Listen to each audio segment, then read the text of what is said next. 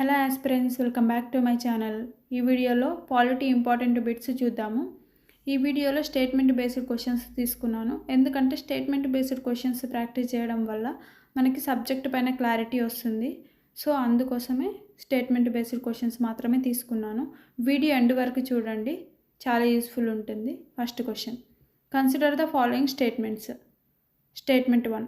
Lokpal is a constitutional body. Second statement. Lokpal was established under the Lokpal and Lokayukta Act 2013. Third statement. Lokpal jurisdiction over the Prime Minister. Which of the statements given above are correct? ఇచ్చిన స్టేట్మెంట్లో correct statement ఏంటో find out చేయమని అడుగుతున్నారు. First మీరు question చదివి answer పెట్టండి, తర్వాత నా వీడియో ఎక్స్ప్లెనేషన్ చూడండి. First statement, Lokpal is a constitutional body అంటున్నారు. ఇది కాన్స్టిట్యూషనల్ బాడీ కాదు, statutory body. First statement is wrong. Lokpal was established under the Lokpal and Lokayukta act 2013. ఇది కరెక్టే. లోకాయుక్త ఏ యాక్ట్ ప్రకారం ఎస్టాబ్లిష్ చేశారంటే 2013 యాక్ట్ ప్రకారం ఎస్టాబ్లిష్ చేశారు. Lokpal as jurisdiction over the prime minister అని అంటున్నారు. ఇది కూడా కరెక్టే.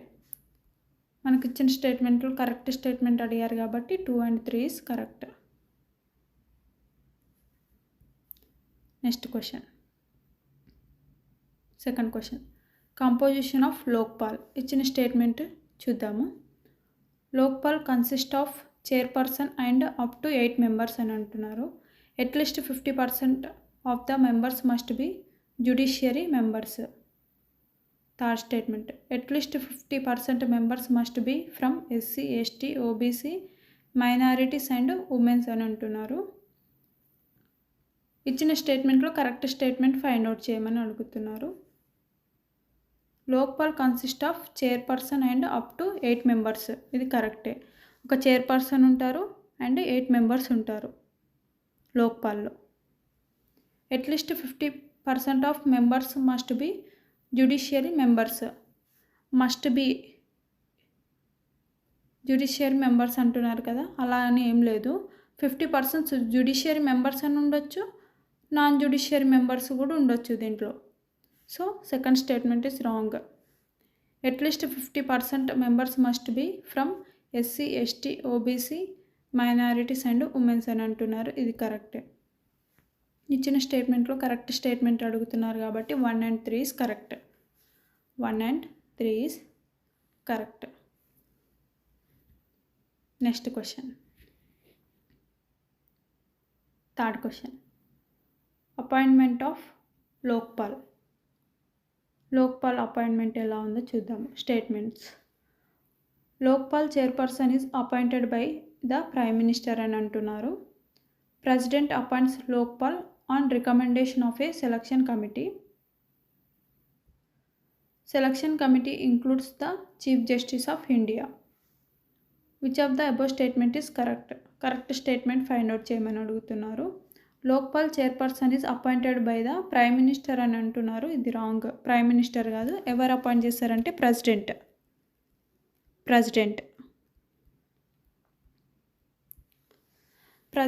President appoints Lokpal on recommendation of selection committee. President Lokpal చైర్పర్సన్ని అపాయింట్ చేశారు. ఎవరి రికమెండేషన్ ద్వారా అంటే సెలక్షన్ కమిటీ రికమెండేషన్ ద్వారా. ఇది కరెక్టే. And selection committee includes the chief justice of India. Selection కమిటీలో చీఫ్ జస్టిస్ ఆఫ్ ఇండియా కూడా ఉంటారు. ఇది కూడా కరెక్ట్. ఇక్కడ సెలక్షన్ కమిటీలో ఎవరు ఉంటారో మనకు తెలియాలి. ఫస్ట్ సెలక్షన్ కమిటీలో ఎవరు ఉంటారు? ప్రైమ్ మినిస్టర్ ఉంటారు, స్పీకర్ ఉంటారు, speaker of Lok Sabha, and chief justice of India ఉంటారు, అండ్ లోక్సభ అపోనెంట్ లీడర్ కూడా ఉంటారు. ఈ 4 members కలిపి సెలక్షన్ కమిటీ ఫామ్ చేస్తారు. ఇక్కడ కరెక్ట్ స్టేట్మెంట్ అడుగుతున్నారు కాబట్టి 2 and 3 is correct. Option B is correct.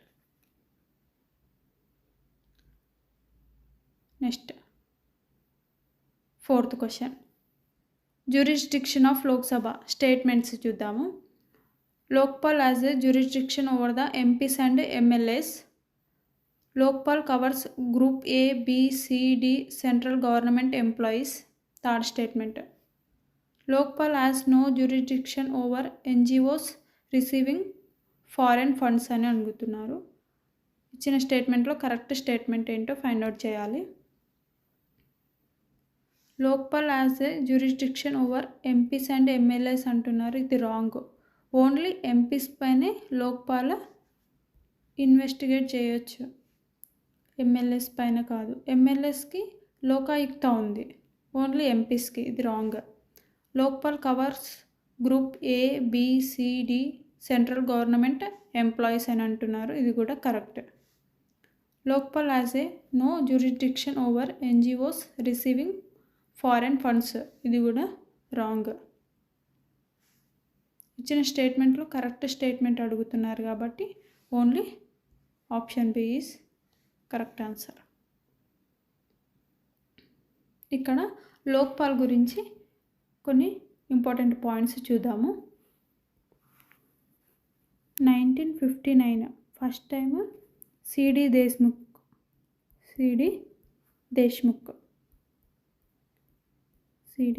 Deshmukh first time Lokpal ఉండాలని సజెస్ట్ చేశారనమాట. దాని తర్వాత 1964లో ఒక కమిటీ వేశారు. ఎందుకు? లోక్పాల్ గురించి స్టడీ చేయడానికి ఒక కమిటీ వేశారు. ఏ కమిటీ అంటే సంతానం కమిటీ. సంతానం కమిటీని అపాయింట్ చేశారు. ఎప్పుడు? 1964లో. అయితే 1968లో ఫస్ట్ లోక్పాల్ బిల్లుని ఇంట్రడ్యూస్ చేశారు.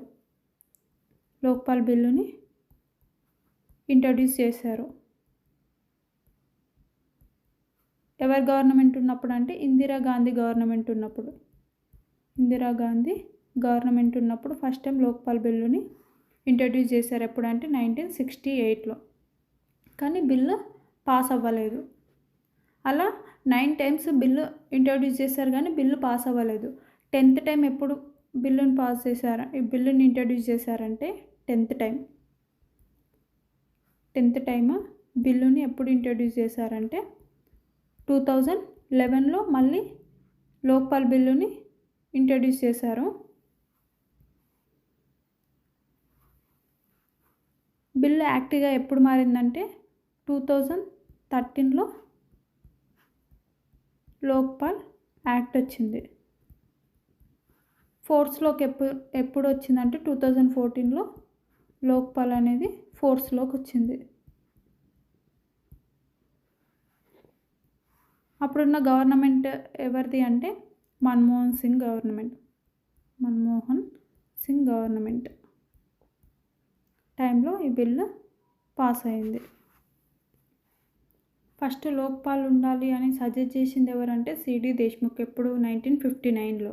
దాని తర్వాత లోక్పాల్ గురించి స్టడీ చేయడానికి 1964లో సంతానం కమిటీని అపాయింట్ చేశారు. దాని తర్వాత 1968లో ఫస్ట్ టైం లోక్పాల్ బిల్లుని పార్లమెంట్లో ఇంట్రడ్యూస్ చేశారు. అప్పుడు ఎవరి గవర్నమెంట్ ఉండే అంటే ఇందిరాగాంధీ గవర్నమెంట్ ఉండేది. అండ్ అలా బిల్లు పాస్ అవ్వలేదు. అండ్ 10th టైం బిల్లుని 2011లో ఇంట్రడ్యూస్ చేశారు. 2013లో లోక్పాల్ యాక్ట్ వచ్చింది. 2014లో లోక్పాల్ ఫోర్స్లోకి వచ్చింది. ఎవరి గవర్నమెంట్ ఉన్నప్పుడు? మన్మోహన్ సింగ్ గవర్నమెంట్ ఉన్నప్పుడు వచ్చింది. ఇప్పుడు లోక్పాల్ చైర్పర్సన్ టెన్యూర్, రిమూవల్ అవన్నీ చూద్దాము.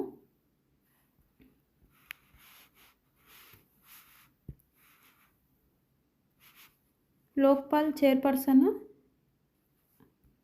టెన్యూర్ ఎన్ని ఇయర్స్ ఉంటుందంటే 70 years ఆర్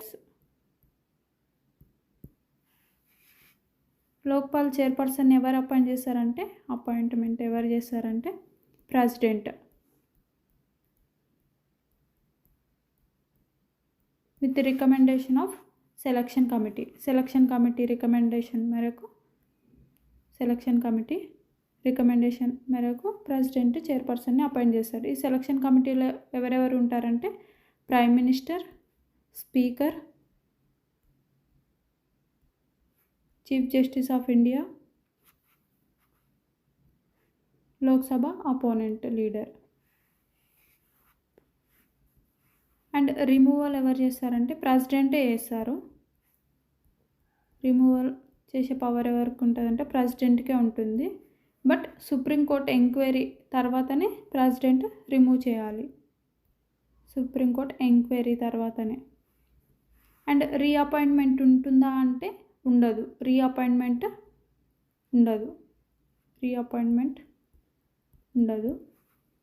అండ్ దీంట్లో మెంబర్స్ ఎలా ఉంటారంటే చైర్పర్సన్ ఉంటారు ఒకరు, 8 మెంబర్స్ ఉంటారు. ఈ 8 మెంబర్స్లో 50% judiciary members or non judiciary members ఉండొచ్చు. అండ్ 50% ఏమో SC, ST, BC,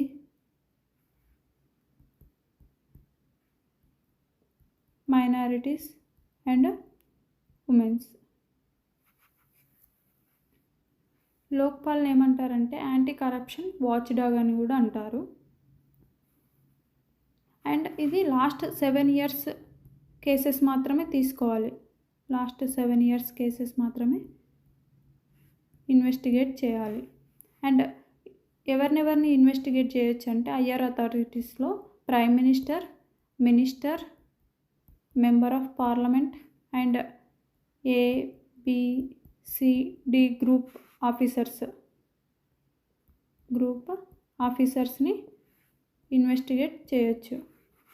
prime minister investigate చేయొచ్చు కానీ సమ్ రూల్స్ అండ్ రెగ్యులేషన్స్ ఉంటాయి, రిస్ట్రిక్షన్స్, అవి ఫాలో అయ్యి ప్రైమ్ మినిస్టర్ని ఇన్వెస్టిగేట్ చేయొచ్చు లోక్పాల్. ఇది మళ్ళీ ఒకసారి చూసుకోండి. టెన్యూర్ ఎప్పటి వరకు ఉంటుందంటే 70 years or 5 years. Appointment president చేస్తారు with recommendation of selection committee. Selection కమిటీలో ఎవరెవరు ఉంటారు? Prime minister, speaker, chief justice of India, Lok Sabha opponent leaders ఉంటారు. అండ్ రిమూవల్ ప్రెసిడెంటే చేస్తారు. సుప్రీంకోర్టు ఎంక్వైరీలో మిస్బిహేవియర్ అని ప్రూవ్ అయితే ప్రెసిడెంట్ రిమూవ్ చేస్తారు. రీఅపాయింట్మెంట్ ఉంటుందా అంటే ఉండదు. దీంట్లో ఉండే మెంబర్స్ ఎలా ఉంటారంటే చైర్మన్ అండ్ 8 members ఉంటారు. 50% members judiciary and non judiciary members కలిసి ఉంటారు. And 50% members SC, ST, BC, minorities and womens ఉండాలి. అండ్ లాస్ట్ 7 years కేసెస్ మాత్రమే తీసుకోవాలి. దీంట్లో ఎవరినెవరిని ఇన్వెస్టిగేట్ చేయొచ్చు అంటే హయ్యర్ అథారిటీస్లో prime ministers, MPs, ABCD group level ఆఫీసర్స్ని ఎంక్వైరీ చేయొచ్చు. Next question, 5th question about Lokayukta statement. Lokayukta is a constitutional body. Second statement, Lokayukta is established at the state level. Structure and powers of Lokayukta are uniform across state అని అంటున్నారు. ఇచ్చిన స్టేట్మెంట్లో correct statement ఏంటో find out చేయమని అడుగుతున్నారు. ఇక్కడ Lokayukta is a constitutional body అంటున్నారు. ఇది కాన్స్టిట్యూషనల్ బాడీ కాదు, statutory body. First statement is wrong. Lokayukta is established at the state level, ఇది కరెక్టే. లోక్పాల్ ఏమో సెంట్రల్ లెవెల్ ఉంటుంది, లోకాయుక్త ఏమో స్టేట్ లెవెల్లో ఉంటుంది, ఇది correct. Structure and powers of Lokayukta are uniform across the state అని అంటున్నారు. ఇక్కడ యూనిఫామ్గా ఉండదు, ఇది రాంగ్. స్టేట్ టు స్టేట్ డిఫరెంట్గా ఉంటుంది rules and regulation of Lokayukta. ఇది యూనిఫామ్గా ఉంటుందని ఇక్కడ ఇచ్చారు, యూనిఫామ్గా ఉండదు, డిఫరెంట్గా ఉంటుంది. కొన్ని స్టేట్లలో లోకాయుక్తకి ఎక్కువ పవర్స్ ఉంటాయి, కొన్ని స్టేట్లలో తక్కువ ఉంటాయి. అంటే కొన్ని స్టేట్లలో సీఎంని డైరెక్ట్గా అరెస్ట్ చేయొచ్చు, అంటే ఇన్వెస్టిగేట్ చేయొచ్చు. కొన్ని స్టేట్లలో సీఎంని ఇన్వెస్టిగేట్ చేయడానికి ఉండదు. అలా కొన్ని రూల్స్ అండ్ రెగ్యులేషన్స్ డిఫరెంట్ ఉంటాయి state to state. So statement 2 only correct, only 2 is correct, 1 and 3 is wrong.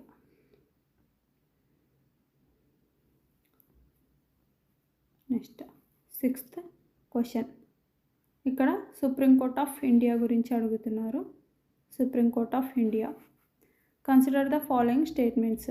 First statement, the supreme court of India was established in 1950. Second statement, the chief justice of India is appointed by the president of India.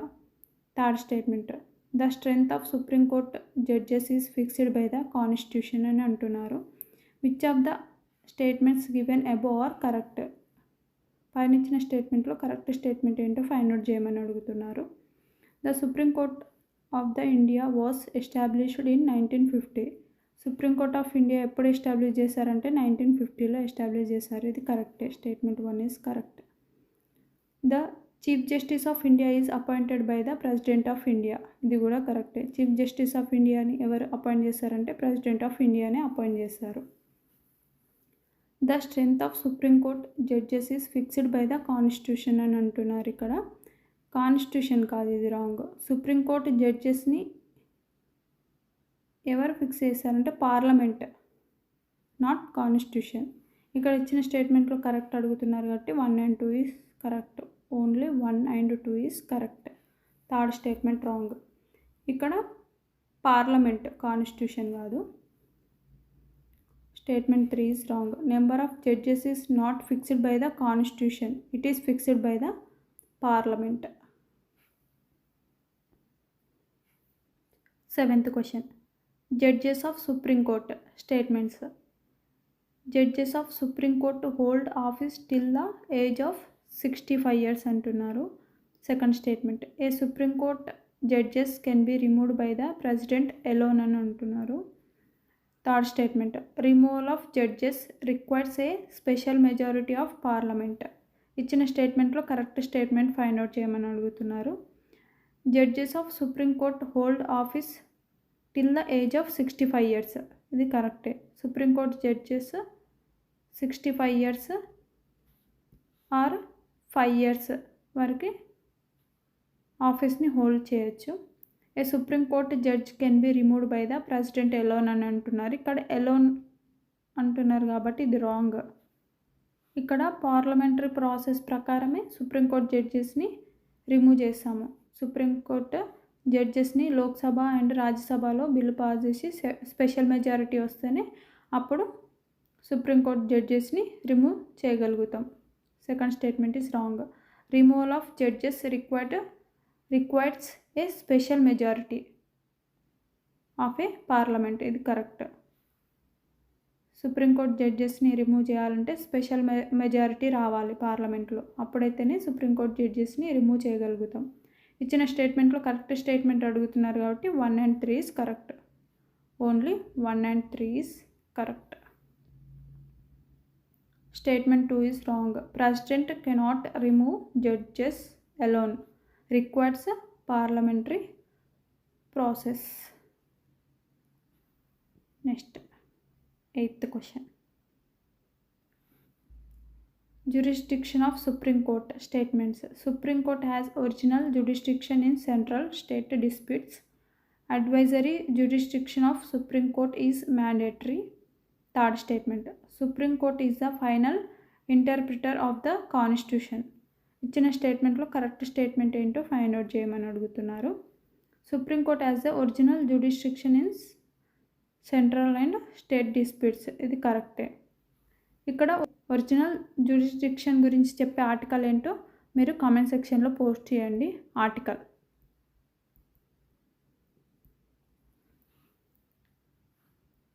ఇక్కడ original జ్యుడిస్డిక్షన్ ప్రకారం central state డిస్ప్యూట్స్ని supreme court తీసుకోవచ్చు. ఇది correct statement. Advisory jurisdiction of supreme court is mandatory. ఇక్కడ advisory jurisdiction article ఏంటంటే article 143 of supreme court is mandatory అంటున్నారు. ఇక్కడ mandatory కాదు, ఇక్కడ నాట్ బైండింగ్.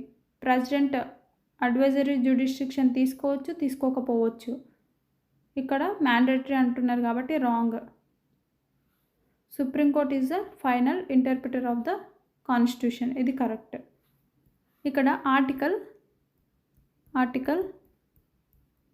143 ప్రకారం ప్రెసిడెంట్ కోర్టుని అడ్వైజ్ అడగవచ్చు.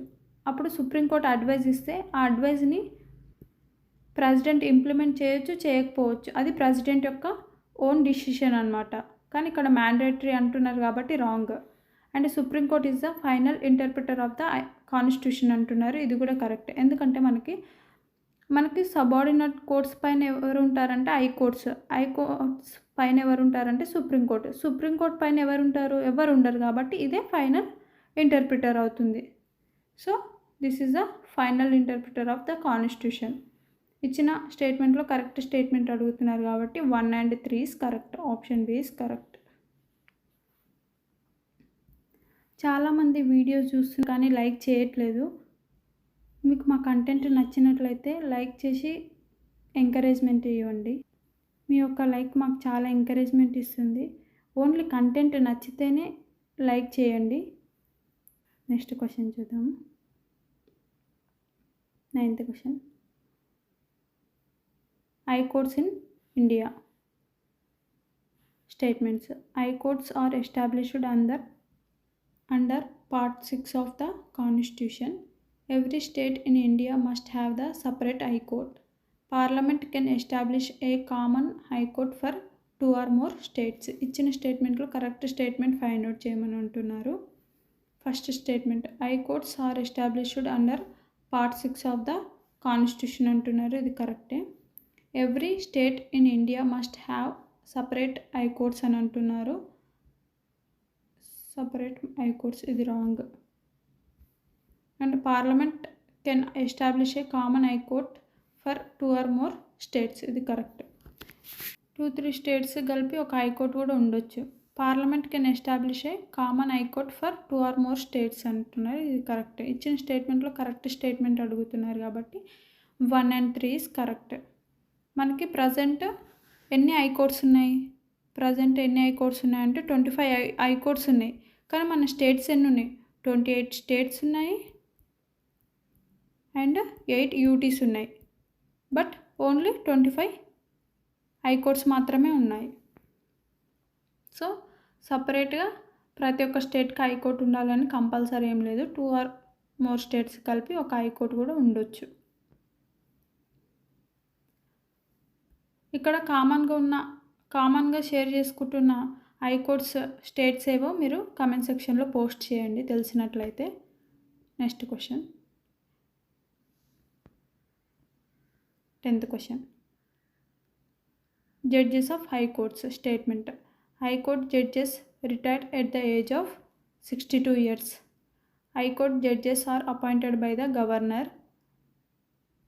Transfer of high court judges is done by the president అని అంటున్నారు. ఇచ్చిన స్టేట్మెంట్లో కరెక్ట్ స్టేట్మెంట్ ఏంటో ఫైండ్ అవుట్ చేయాలి. High court judges retire at the age of 62 years అంటున్నారు. ఇది కరెక్టే. సుప్రీంకోర్టు జడ్జెస్ ఏమో 65 years. ఇక్కడ హైకోర్ట్ జడ్జెస్ ఏమో 62 years. High court judges are appointed by the governor అని అంటున్నారు. ఇది wrong. Appointed by the president. Appointed by the president, not governor. Transfer of high court judges is done by the president. ఇది కూడా కరెక్టే.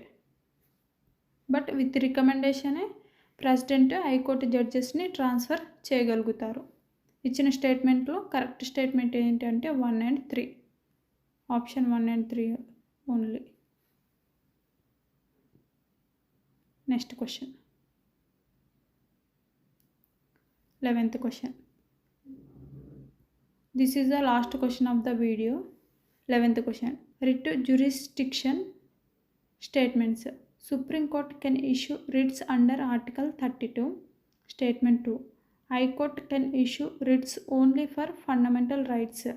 Third statement. Writ jurisdiction of High Court is wider than Supreme Court అంటున్నారు. ఇచ్చిన స్టేట్మెంట్లో correct statement ఏంటో find out చేయాలి.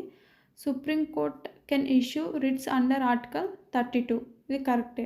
Supreme court ఏ article ప్రకారం రిట్ని issue చేస్తుందంటే ఆర్టికల్ 32 ప్రకారం. High court can issue writs only for fundamental rights అని అంటుంది. ఓన్లీ ఫర్ ఫండమెంటల్ రైట్స్ కాదు, లీగల్ రైట్స్కి కూడా ఇష్యూ చేస్తుంది అన్నమాట హైకోర్టు. ఏ ఆర్టికల్